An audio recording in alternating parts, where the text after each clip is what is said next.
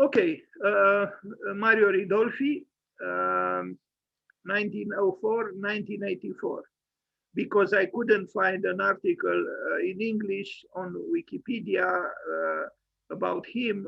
I won't have too many texts about him or by him, but I will try to say a few things myself from what I translated from Italian imperfectly as I was able to.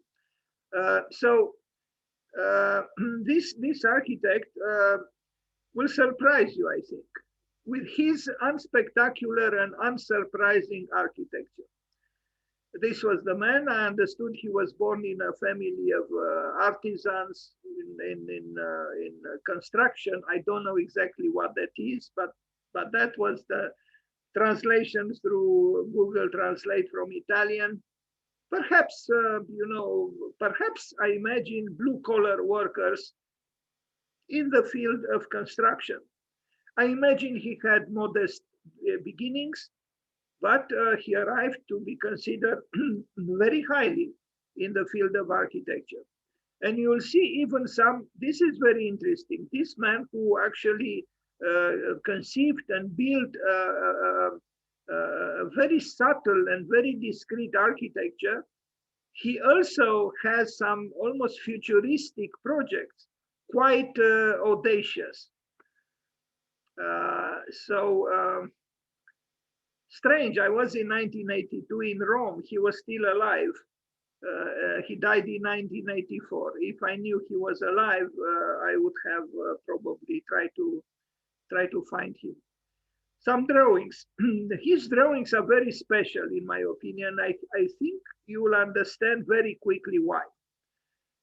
For example, here, he combines plans, sections, elevations, top views of the roof in this rather unconventional way. As you can see, he rotates.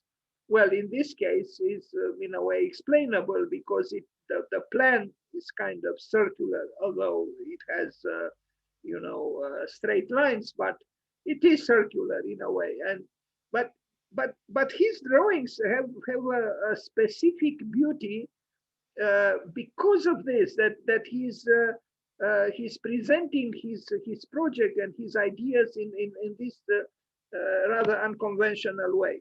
Or here, it's a drawing that is on one hand technical, but technical in a lyrical and romantic way, in a way. Look how he combines a fragment of elevation with a fragment of the plan, and with little details, section, everything in a dense graphic conglomerate, if I am to call it so.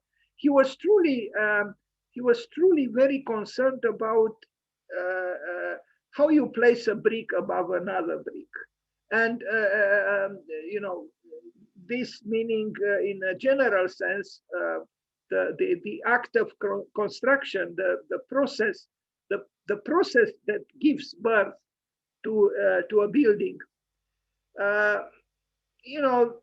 This kind of plan for a house maybe is partly naive, partly utopian, but you'll see that what he built actually is very, very controlled and subtle. Again, here you see he introduces details of windows, sections through, details at a big scale on the plan of the house. This is very unusual. And he thinks of matter. Look here, the tectonics of the building, and these fragmentations where, at different scales, he shows various things having to do with a building. Very interesting, I think. Or this, it's precise, and yet somehow I call it lyrical. I think graphically he's very, very interesting. This one we saw. Or here, look, I mean, this is, I think he contributed, or he even published himself, kind of like Neufert, an architect's manual. I saw something on the Wikipedia in Italian about this. I didn't have time to translate, but you can see from this drawing that this man was very, very interested in every single detail in an almost technical way. But the drawing is manually done. You see, this is almost like a hand. You know, the straight lines are not straight. You know, like here, he drew them with a free hand. I don't think there are many architects, modern architects, who, you know, indulge, so to speak, in such details, you know, for a window. But he was concerned, very concerned with the act of construction, how you bring a building into being. Look at this again, you know, and yet you see that this was a traditionalist. I mean, look at this window. I mean, the rotated window in a door. Look at the handle of the door. It's surprising now that this man did these drawings some years after Villa Savoy was built, for example. Now, maybe I admire him so much because I am not so good, technically speaking, and you know, but I admire this kind of work because I think this has to do with what architecture is about. You know, it's about understanding how a building comes into being, about, you know, matter, I mean, materials, the process through which materials are elevated to the status of becoming architecture and so on. Look here again. Look at the detail of that window. You know, with shutters and you know, with stones and ceramic tiles on the roof, and the detail of. I mean, he probably would have been very admired if he studied in a traditionalist or traditional school. I don't know. Here again, another drawing by him. This was from 1971, from what I see here. So he was already 65 years old when he did this drawing. I know that Kenneth Frampton, for example, when he talked about Carlo Scarpa, he said that Scarpa had an immense desire to remain within tradition. In the case of Mario Ridolfi, I would say that he didn't need to have that immense desire because he was already within tradition. So the desire for being there would have had no reason to be or to exist.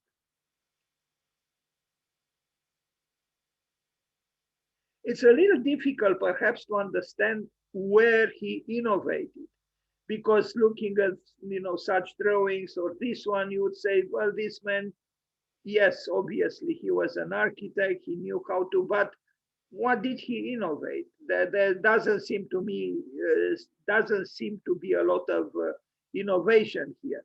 But looking more carefully, you will understand that this man, who also did, and you are going to see some futuristic works. In fact, he imagined a tower in 1960s, which was built 50 years later, if not almost 60 years later, by Med architects or, you know, some other architects. And you are going to see. So it's very interesting that this man, who appears to be, you know, rather traditional or a kind of a traditionalist, he also had a futuristic side and a very, you know, audaciously modern side. Where I look at this, look at this plan of this building. You know, I mean, yes, this is a working drawing, of course, but it shows the scrupulousness of an architect who understood what to measure means. something I'm not very good at, but Mario Ridolfi was.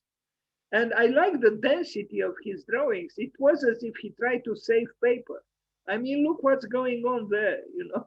It's almost a tortured drawing, you know, bringing together all kinds of things, you know, even some kind of an axonometric detail and the plan and the, you know, everything is on a small piece of paper, it seems. Anyway, a first work that I show from 1932, so he was 28 years old, Fontana dello Zodiaco in Piazza Tacito a Terni. He built a lot in Terni, and it's possible he was born there, or anyway, he built a lot in this town, Terni. This fountain is also interesting, you know, and you wouldn't expect it after you saw the drawings. This is a modern fountain, by all means. So I imagine here there is the zodiac, the 12 zodiacal signs. Anyway, it's an interesting fountain, and it happens that I like fountains, and I have a presentation about the fountains of Rome. And I even thought we could launch through the Order of Architects a competition, perhaps to design fountains for Bucharest, for example, but it could be for other cities. Because I think a city gains a lot if it has innovative little fountains, little or not so little, in the corner of some streets, in some, you know, squares and so on. I think a city flourishes literally and metaphorically if it has fountains. The more, the better. But this is the fountain by Mario Ridolfi. And, you know, I made many presentations, but this is the first time when talking about a modern architect, I show a fountain designed by him. So this man who appears to be a traditionalist, he actually designed a modernistic fountain.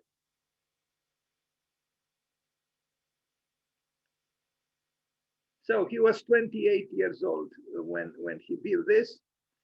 And I found some materials about this fountain that it is now in the process of being refurbished, or at one point it was refurbished. It needed a great intervention, but it was saved.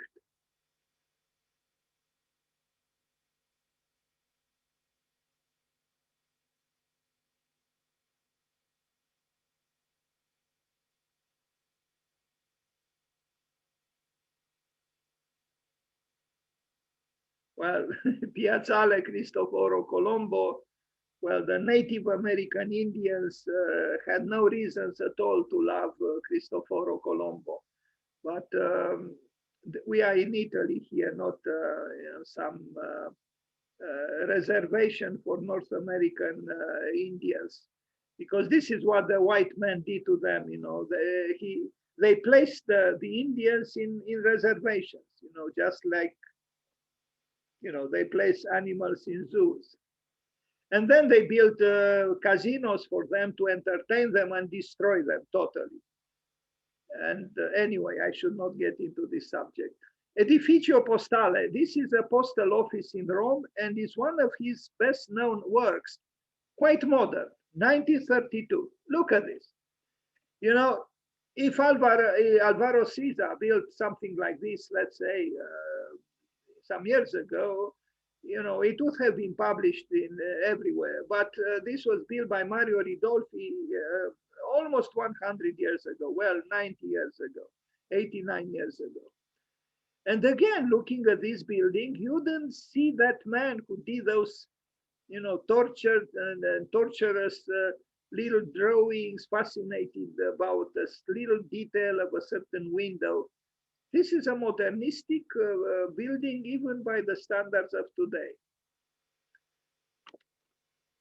So he had dualities, and I think he's one of the more interesting Italian architects.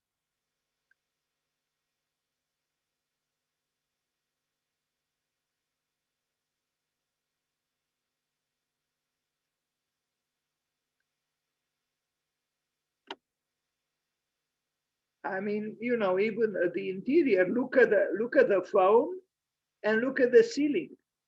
I mean, they belong to different worlds. Even the you know the counter. It's very modernistic. It's slick. It's modern. But the telephones tell you the truth about the time when the building was built.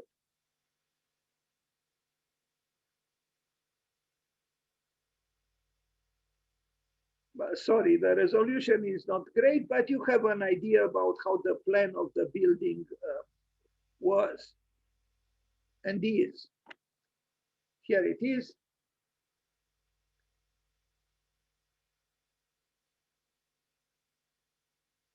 Now, I don't know why the middle part is missing, but anyway, this was the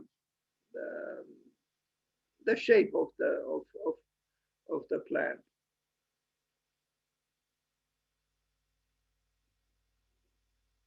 It's a good building. It really is. And Rome doesn't have too many examples of such, I would say, almost provocative modernist architectures.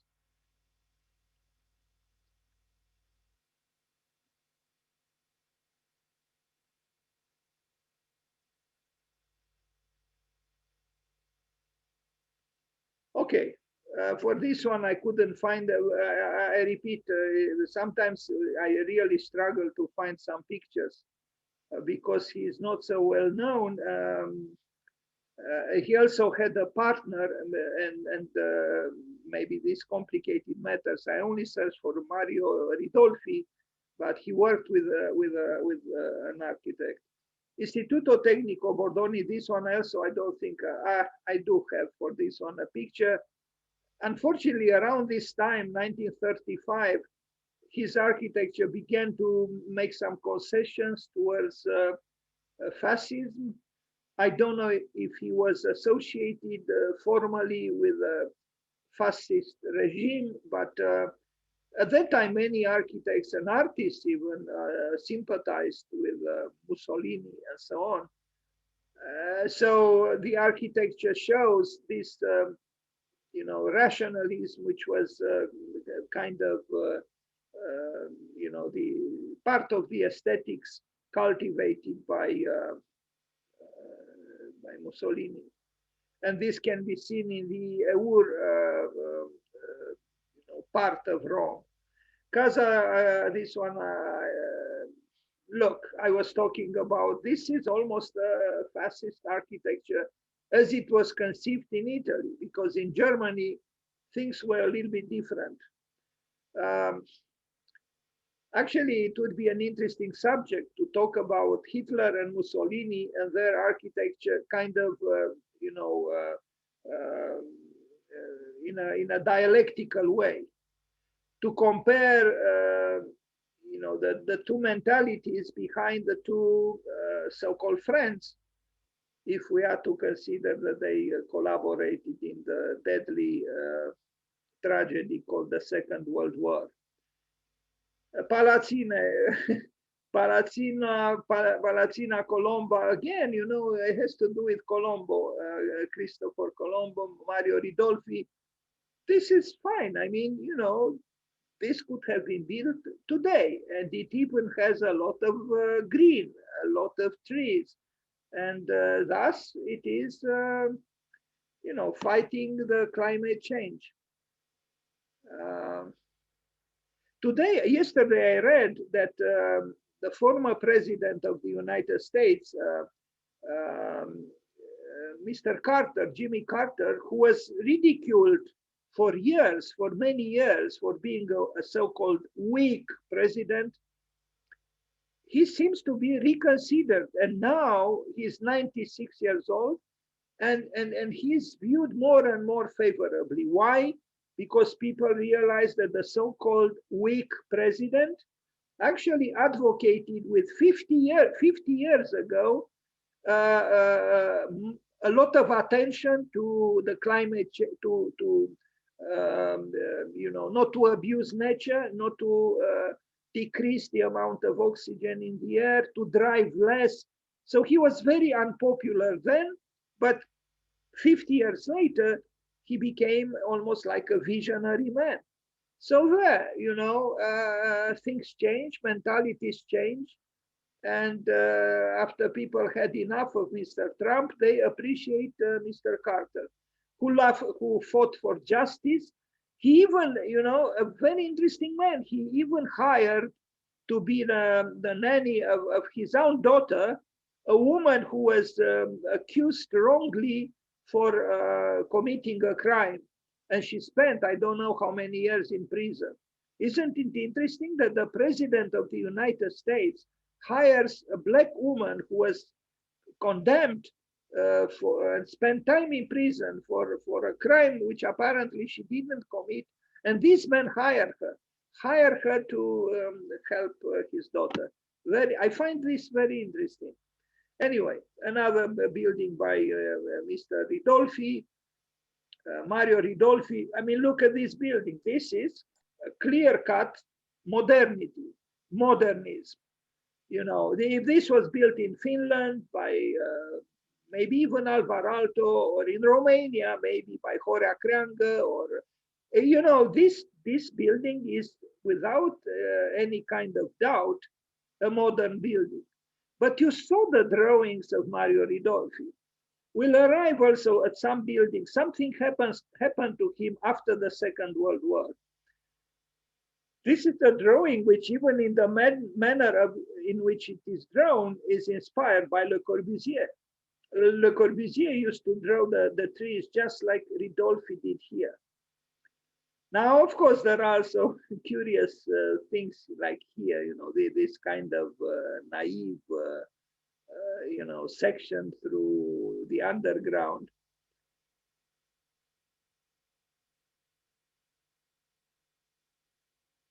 Casa Civile a Milano. We don't have pictures. He spent a lot of time after the Second World War to build, complexes of apartment buildings in various cities, Napoli, Rome, Terni, and so on. I struggled to find images, and sometimes I got confused because, again, the information on him is not very easy to come across. But we'll have a general idea about his devotion to the social aspects of architecture.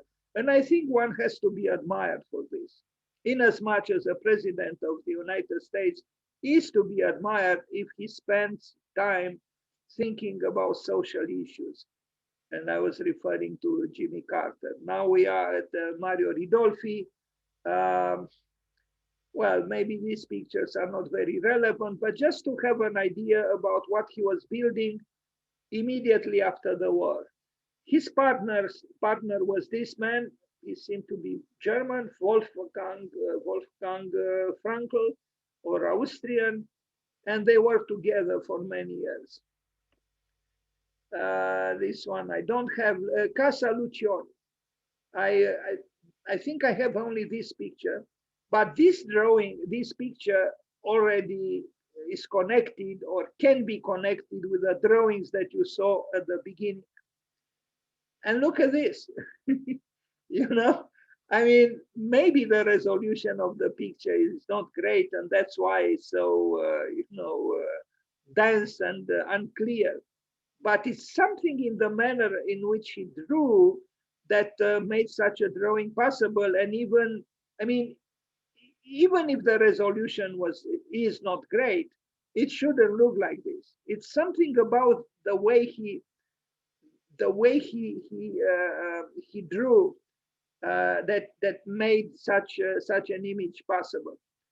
Another house, well, casa. It's a building. It's an apartment building. But you see, after the Second World War, he became less modern. This is an interesting thing. Before the war, he was resolutely modern. After the war, you see clearly, even nostalgia. I mean, we saw, you remember that building with long, balconies where I said that, you know, if this was built in Finland by Aalto or in Romania by Horea Krang. But look at this building after the war. It has a different, gone are the long, balconies. We have small, yes, there is the triangle involved here, but this is the, you know, the most,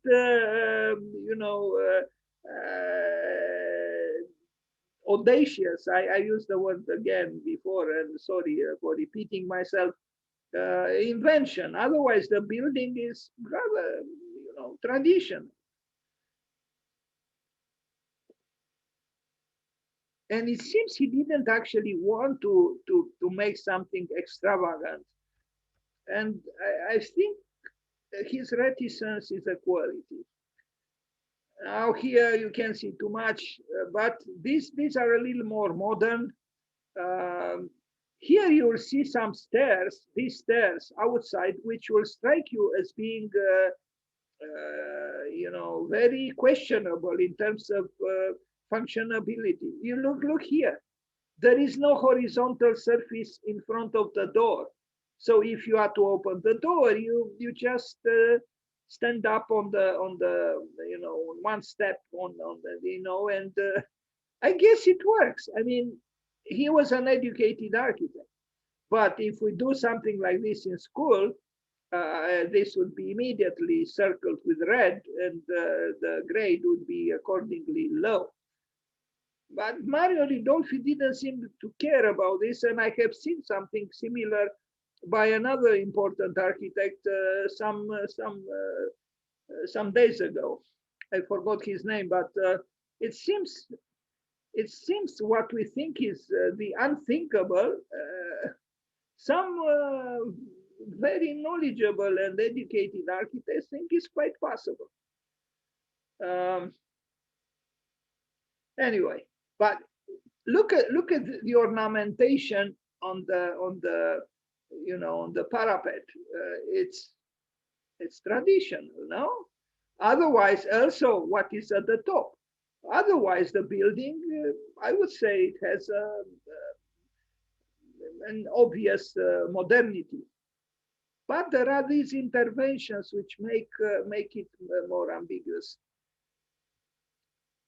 Look here. This would be inconceivable in any school of architecture in Romania to do something like this. Anyway, so yeah, I used this picture for the invitation I sent out yesterday, last night. Another, I hope I have pictures. Yeah, this is also interesting, and it's an interesting idea to have row houses, because that's what we look at here, row houses, but connected by a continuous balcony, but it is a stepped balcony because the street is sloping. This is an interesting idea. So, because you have multiplicity in unity, you have individual houses that are united in a certain way. And in this case, united through a continuous balcony, although there are divisions, I mean, separations. But I think it's an interesting idea.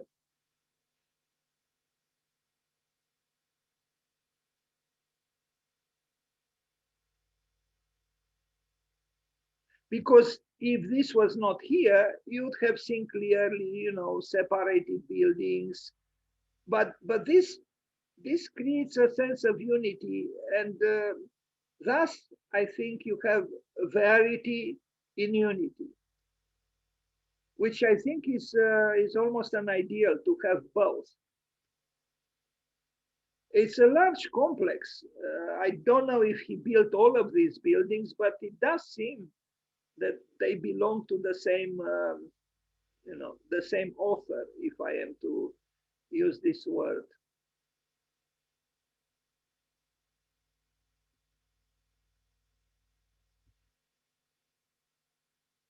Ethiopia. Roma. These are also important works in his oeuvre. I mean, these towers are interesting because they problematize the dogma of the terrace jardin. He wouldn't have it. Mario Ridolfi wouldn't have a terrace jardin. This is very risky because it's very difficult to put a sloping roof on top of a tall building. But I think he succeeds well because of the way he does it. It's both a flat roof at the center and the sloping roof at the periphery. Interesting, I think.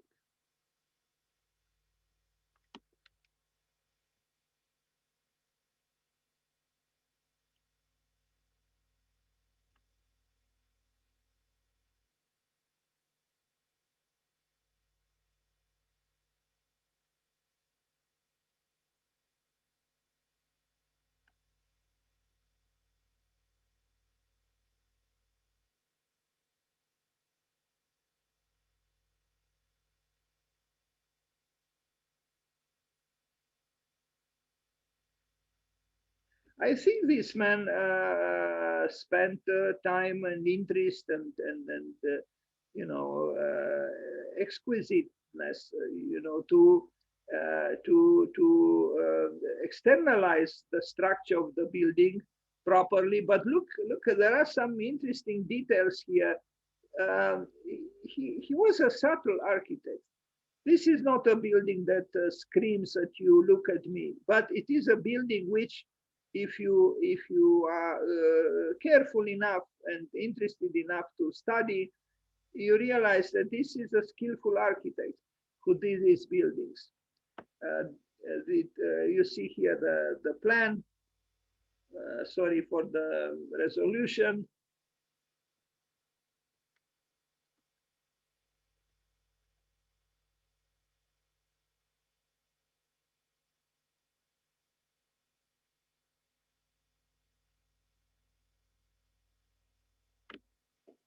An interior view with this kind of rather awkward piece of furniture here that maybe he designed. But look at the handrail of the stair, and here as well. It's this ornamental side that is quite, traditional. But I don't think it is disturbing. It's the cohabitation between modernity and something else. And this something else perhaps has to do with what we might call tradition.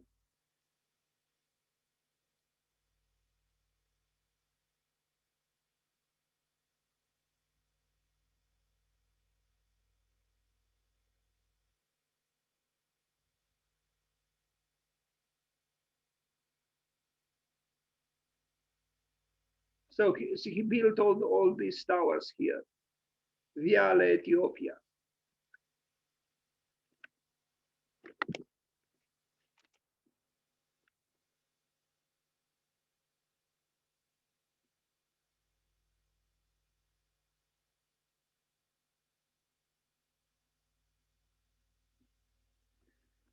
Now, he did some interventions on top of existing buildings.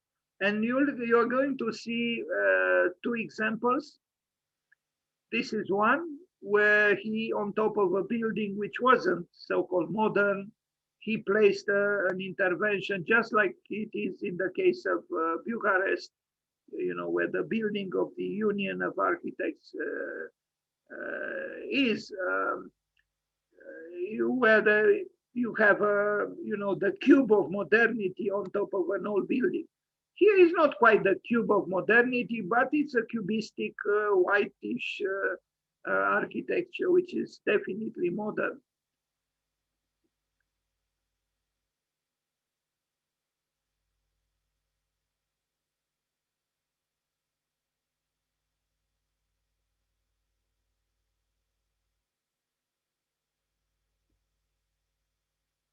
This is another example.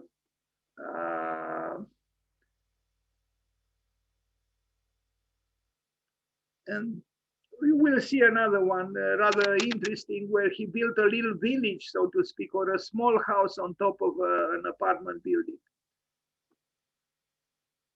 His beloved triangular balconies. I don't know. I mean, these are not really, in my opinion, high creation, but I don't think he wanted to be excessively creative, and the very limitations he put on himself might be considered a quality, I think.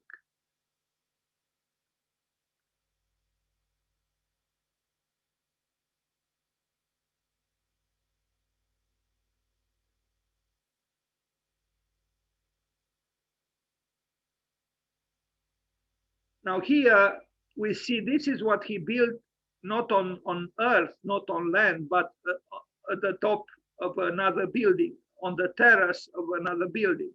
So here it is. We have a large villa and then this intervention at the top.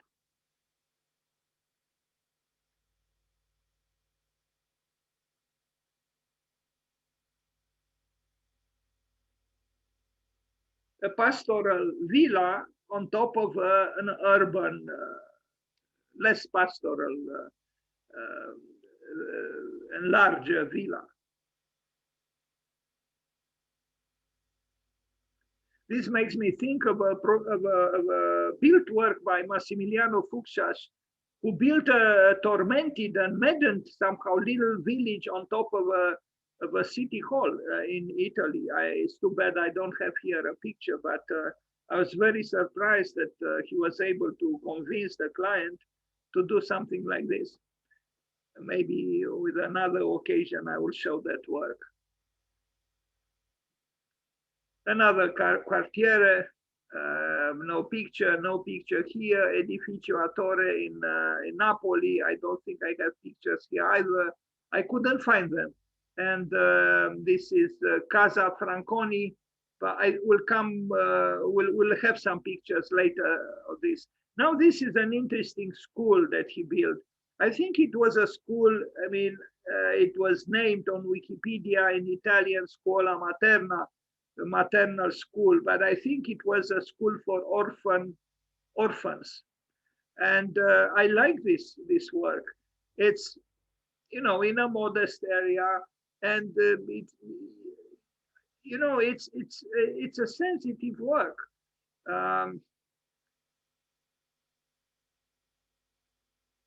I think he was a compassionate man, and this building shows it.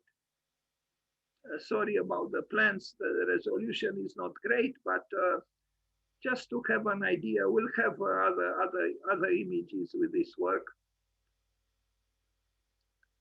The interior is not bad either. In fact, it makes me think of a house by Louis Kahn. You know, the way he did the ceiling, the structure of the roof is not bad at all.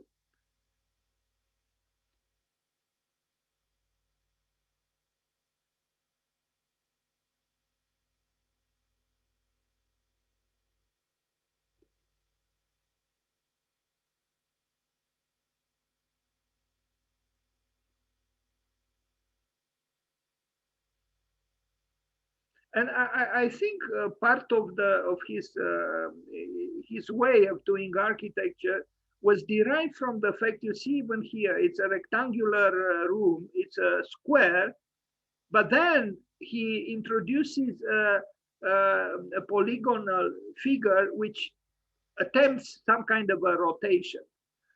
And this is interesting, you know, because this makes me think of many churches where you had in the plan a rectangular space, a rectangular room, and then the challenge was, as you move towards the sky, to translate from the square to the circle. He doesn't arrive at the circle, and he didn't intend to, but it's this rotation which makes things, I think, interesting.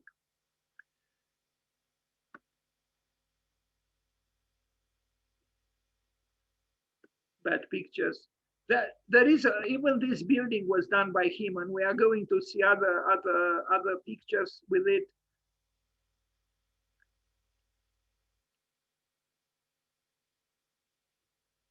This one, and I really like the way, you know, he brings some sensitivity into the building by not turning his back on so-called you know, traditional and ornamental, yes, fragmentations of the facade.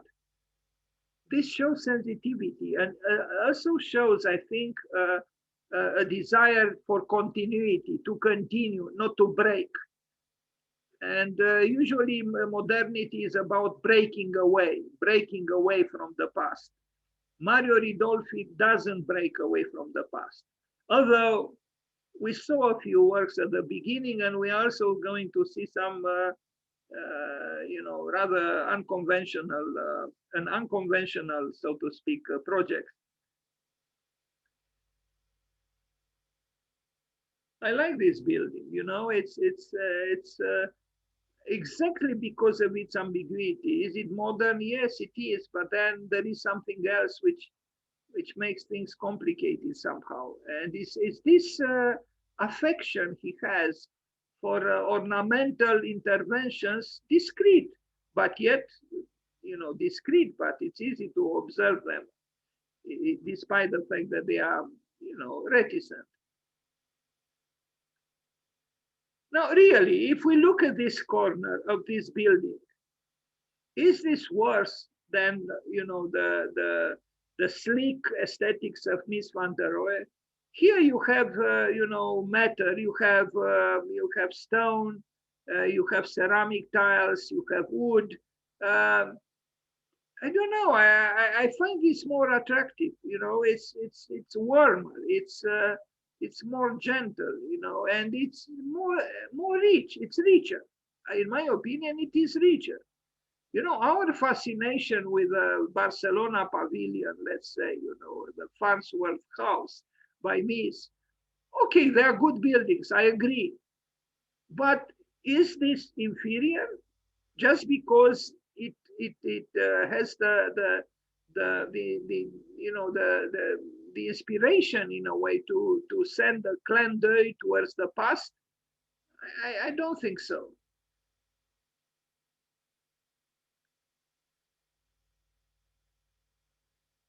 Yes, he's not radical here. I would agree, but I think we have to acknowledge the qualities of what we look at.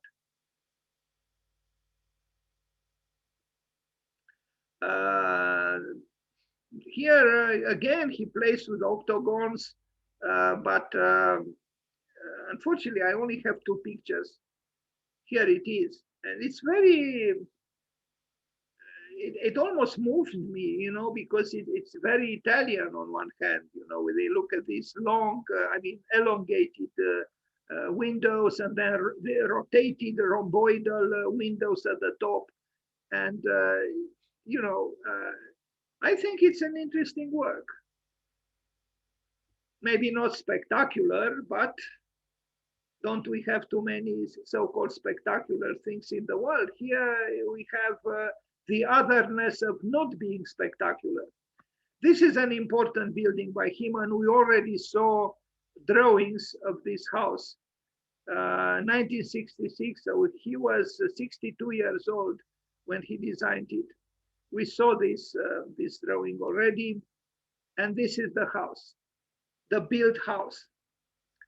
Um,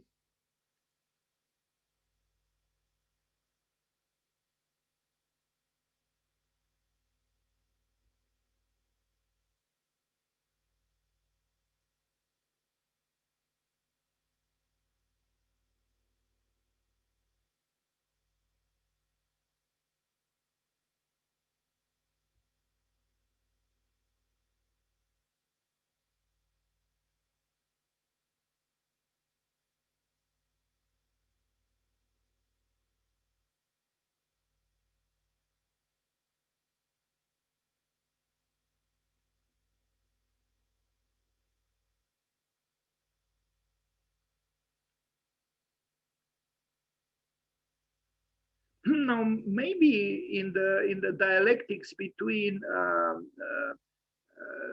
tradition and innovation, at the first sight, you might say there is more so-called tradition than innovation. But I think looking twice, we see interesting things. And you have to understand this man who worked in, so 1960, you know, mid-century, mid-20th century, when there was a very, I mean, generalized form of modernity. Look at the embroideries that he allows himself here, you know, and look at the texture of the walls, and look at this window, you know. I find him very interesting. Or here, you know, these touches of particular kind of sensitivity. They are not often found in modern or contemporary architecture at all. It's a famous house by him. There are essays and even PhD papers just about this house.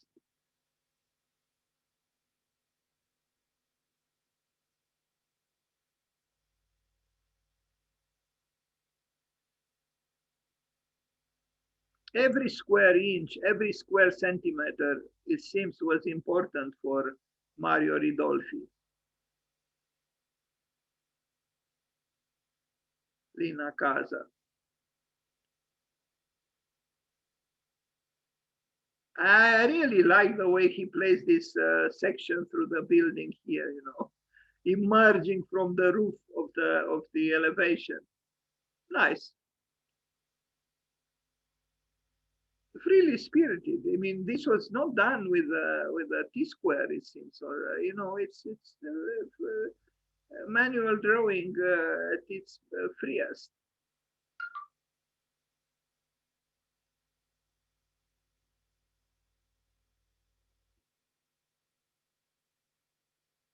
Now, you know, such details might be considered almost unacceptable. You can imagine what Le Corbusier, the sarcasm of Le Corbusier, if he saw something like this. But why not? You know, why can't we just allow certain things from the so-called past continue to be present? Why not? But on the other hand, look at this bathroom. You know, I mean, this man surprises you when you expect it the least. You know, look at this bathroom. You know, it's almost surreal. The only so-called real, I mean, it's the sink and maybe a little bit the cabinet on the right. But otherwise, as, you know, almost unsettling. It's a little bit onirical. This project from 1968, so he was 65 years old or 64 years old. He was born in 1904 or 1903. You'll be surprised. Look at this.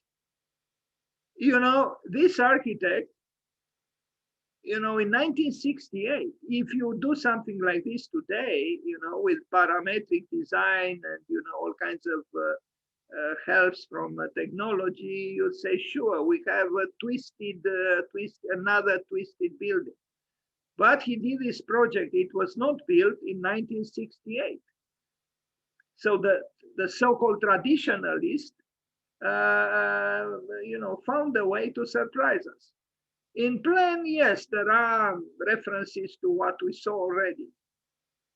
On the other hand, you know, I have to say it because I know there is a habit in the schools here in our country to criticize the bathrooms that are towards the elevation of the building, towards the facades.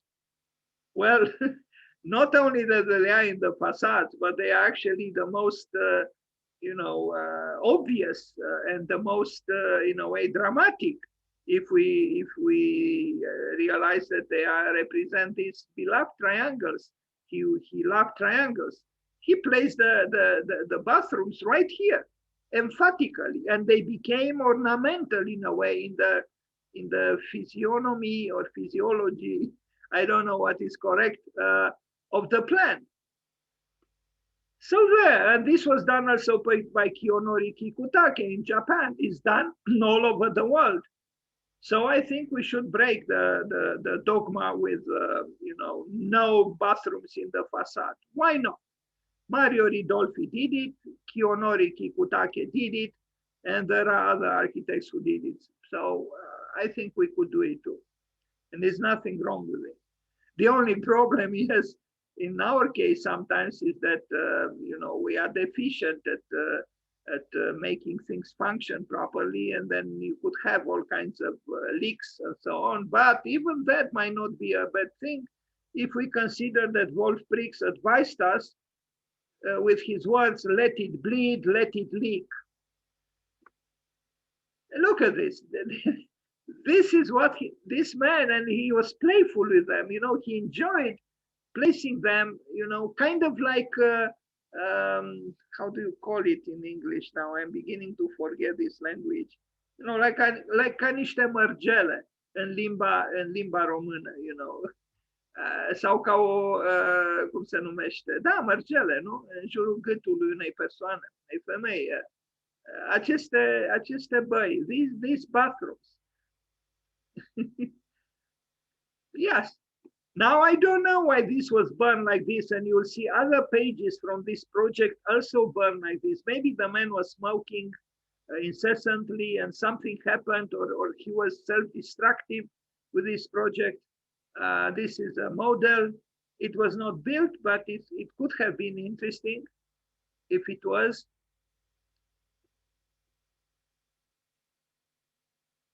So would we call this man a traditionalist? He said goodbye to the vertical line, and he problematized the verticality of the building by making it a little bit sinuous and a little bit twisted.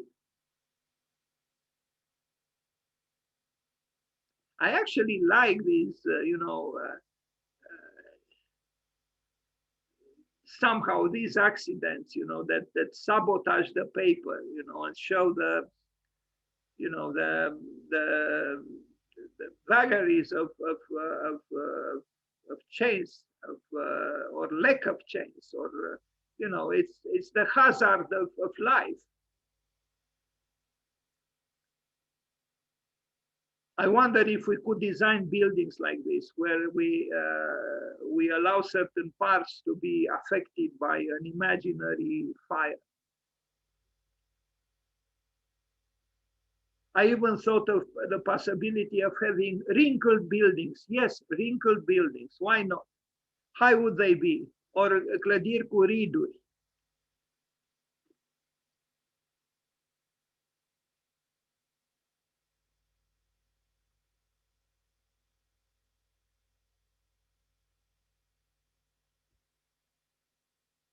I think he had a fire in the drawer where he placed his drawings.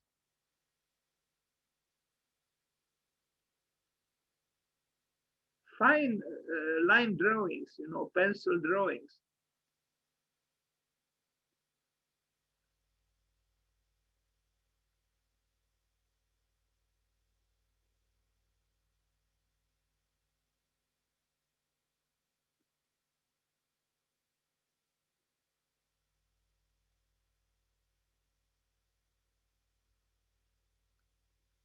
It was not built, but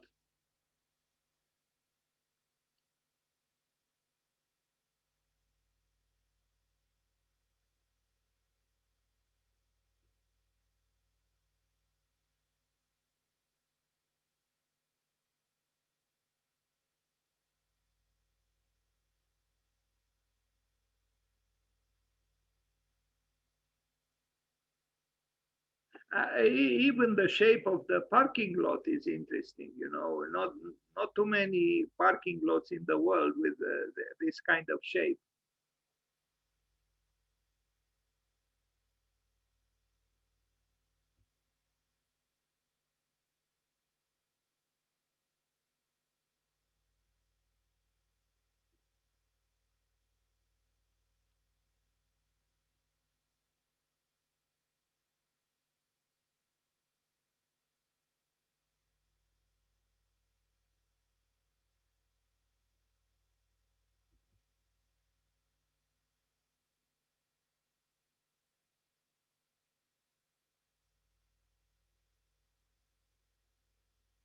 I have many drawings, many images because I like this project, and I found a site which published probably all the drawings done for this project.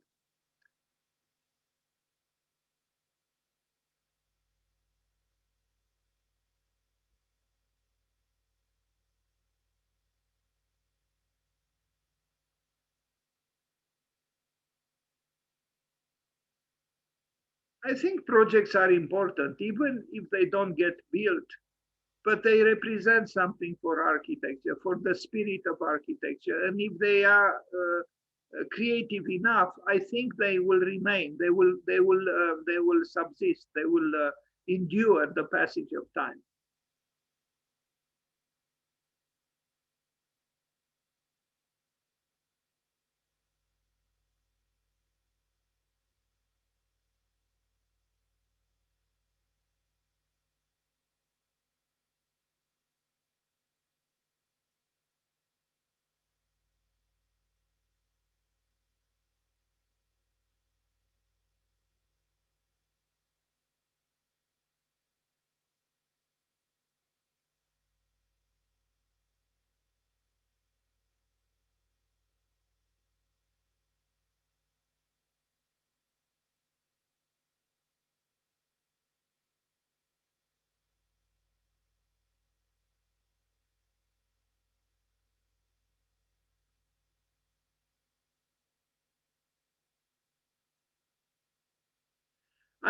In an interview, I was surprised to hear Zaha Hadid saying, "Today, not too many people know how to do toilets." And I think you understand why I smiled when I've heard this. I guess it is important to, if even Zaha Hadid, had to mention this, that the importance of doing the toilet properly. I wonder if when she studied at AA, if they were asked to design perfectly, rigorously toilets. Rem Koolhaas would say that no way. This is the cover of a book on him, and as I said, he worked with Frankl. That was the architect who was his partner. Now, Complesso Fontana Terni, we already saw this fountain in Terni. I don't know, maybe he did some additional work. I couldn't find, I don't know what else was done in 1959. Casa Palota, I couldn't find pictures, and unfortunately, I managed to translate from the Italian Wikipedia that is an important work by him. I couldn't find pictures of it at all. Casa Cresta, it's a poor resolution, but you get a feeling that this is again Mario Ridolfi. You see a picture of the small resolution, but you can approximate a certain understanding of the building. Villa Franconi. It's called a villa, but actually you can see it's something else. It's a big building, in fact, two buildings, if not more, actually, behind this. And I like this ambiguity. There is a sense of tradition here. There are very interesting things here, going on here. I like this picture, and I regret the picture is rather small, but I see the richness of a fragment of the facade, and again, this architect was a modern architect, welcomed a discrete participation from ornament, although structure is equally addressed and explicitly presented. So yeah, there are three buildings. I don't know exactly if he built this one or not. We just saw pictures of these two, A and B.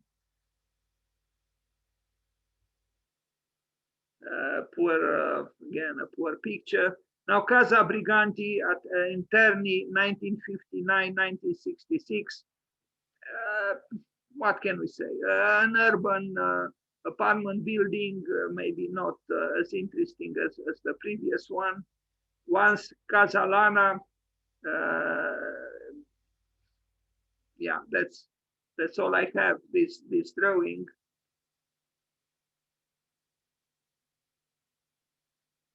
Casa Lucioni.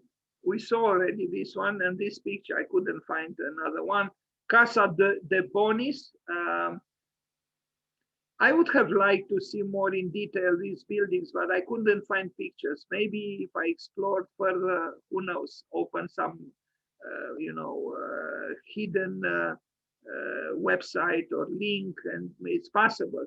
But I remember in that magazine, which I purchased when I was about 20, there were details of some of these buildings. It was a very rich presentation of these buildings. Scuola Media, Leonardo da Vinci, we are approaching the end. It might be that this is the last project I show by him. It was built, and yes, it has a glorious name, Scuola Media Leonardo da Vinci, also in Terni. It's a large building, as you can see, and the picture is probably from around that time. So it was built 1952 to 1961, almost for 10 years.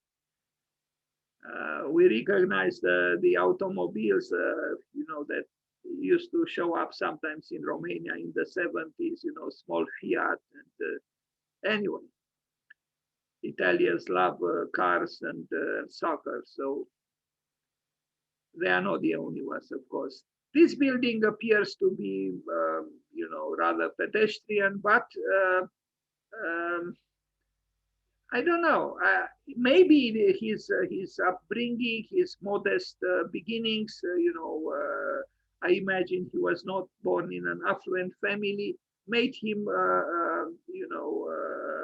abstain from extravagant architectural gestures. Although you saw that tower, which had a certain level of, if we are to use the word, extravagance. I like the fact that I see how the building was built. He doesn't use finishes, nothing is hidden. You see clearly how this wall was built. And there is something nice here. I like this kind of architecture. Even if it is, rectangular, there's nothing wrong with rectangularity. There is poetry here, in my opinion.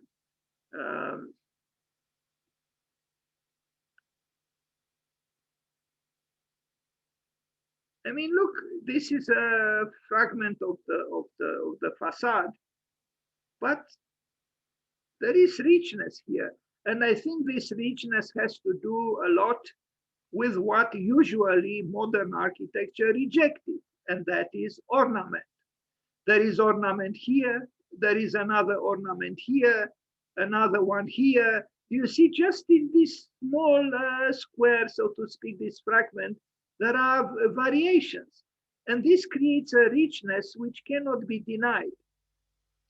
He's using vertical, narrow windows, as opposed to Le Corbusier, who turned things upside down and wanted to give a horizontal, narrow window, not to speak about the windows of Peter Zumthor, also very narrow and horizontal and continuous.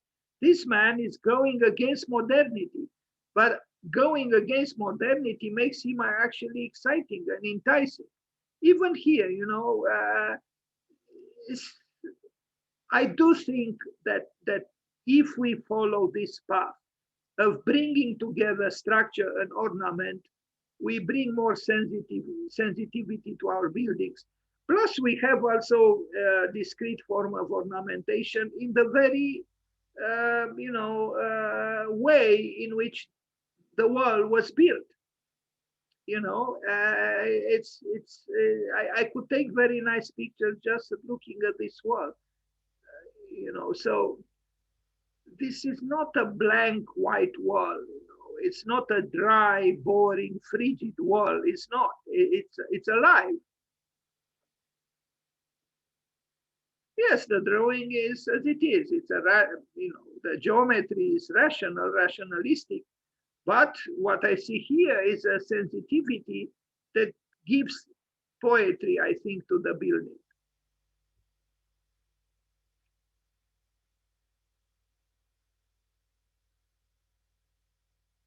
The skill of the architect is shown here in his touch, so to speak.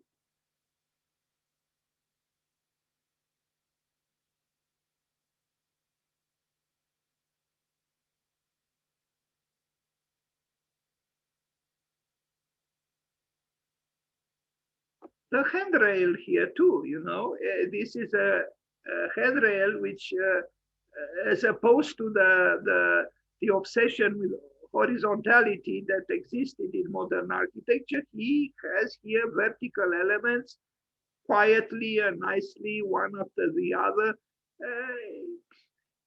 I like this discreteness, you know, and the fact that he didn't want to innovate too much.